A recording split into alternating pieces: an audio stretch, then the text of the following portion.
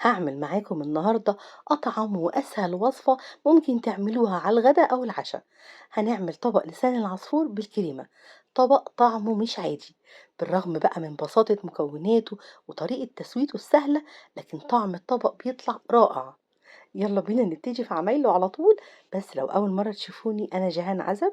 إذا عجبكم الفيديو متنسوش تعملوا له لايك وشير، وإذا كنتم جداد على القناة يسعدني اشتراككم ووجودكم معايا فيها. أول حاجة هنعملها، هنجيب طاسة عميقة وهنحط فيها معلقة من زيت الزيتون مع معلقة من الزبدة. زيت الزيتون بيبقى أساسي في أغلب الوصفات الإيطالي، والزبدة هنحطها عشان تدينا طعم كريمي حلو. هنسيب الزبدة تسيح وبعدين هنحط عليها بصلة متوسطة فرمتها ناعم، وفص واحد بس من التوم وفرمته برضو ناعم. هنقلبهم بقى على نار هادية. عايزين البصل يطرى بس من غير ما يغير لونه. خدوا وقتكم في الخطوة دي قوي، ما تستعجلوش يعني. وبعدين هنحط عليها شوية من الروزميري، من الأعشاب اللي بتدي طعم حلو قوي مع الوصفة دي، ومعلقة كبيرة من العسل. نكمل بقى تقليب على نار هادية لحد ما نلاقي البصل اتكرمل مع العسل، بس لونه عايزينه يبقى ذهبي فاتح، يعني لونه يبقى زي ما هو ما يغيرش. وبعدين هنضيف عليهم لسان العصفور ونقلب بقى كله مع بعضه برضو على نار هادية. لسان العصفور يتشوح كويس بس برضو من غير ما يغير لونه. أهم حاجة في الوصفة دي كلها إننا ندي كل حاجة وقتها، إنها تتشوح كويس على نار هادية بس من غير ما يغير لونها. هنضيف بقى عليهم الشوربة، بس هنضيفها شوية بشوية، يعني نحط مثلا نص الكمية اللي هي يدوب تغطي وش لسان العصفور. نقلبهم مع بعض ونظبط بقى طعم الملح، يعني نحط رشة بسيطة كده من الملح ورشة من الفلفل، وما نزودش الملح قوي.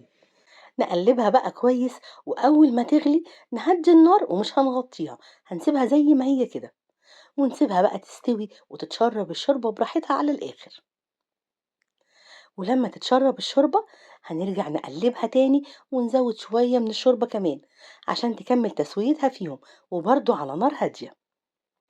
ونسيبها بقى لحد ما تستوي وتبقى معانا بالشكل ده كده، مستوية وطرية قوي، وفيها شوربة مش ناشفة، وبرضو الشوربة فيها يعني مش مغرقاها، بس هي كلها مع بعضها طرية. كده هي خلاص استوت وبقت جاهزة. آخر حاجة بقى هنضيفها عليها نص كوباية أو كوباية إلا ربع من كريمة الطهي، وشوية من الجبنة البارميزان، ورشة من الروزماري. اللي حابب بقى يحط أي توابل تانية زي ما يعجبكم براحتكم. وهي غلوة واحدة وهنقفل عليها على طول، وده بيبقى قوامها طرية وكريمية بالشكل ده. أول ما بنحط الكريمة وتغلي ننزلها من على النار وعلى التقديم على طول. الأكلة دي ما تستناش، لازم تتاكل في ساعتها، عشان هتلاقوا لسان العصفور شرب الكريمة كلها ونشفت. اختياري بقى للي حابب وقت الأكل نحط عليها عصرة من الليمون، بتدي مزازة وطعم حلو قوي، وبتقلل كمان شوية يعني من طعم الكريمة. وصفة حلوة قوي وسهلة، تتقدم بقى في غدا أو عشاء، هتعجبكم جدا. جربوها وبألف هنا على قلوبكم مقدما.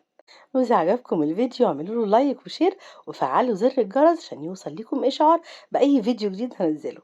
أشوفكم على خير.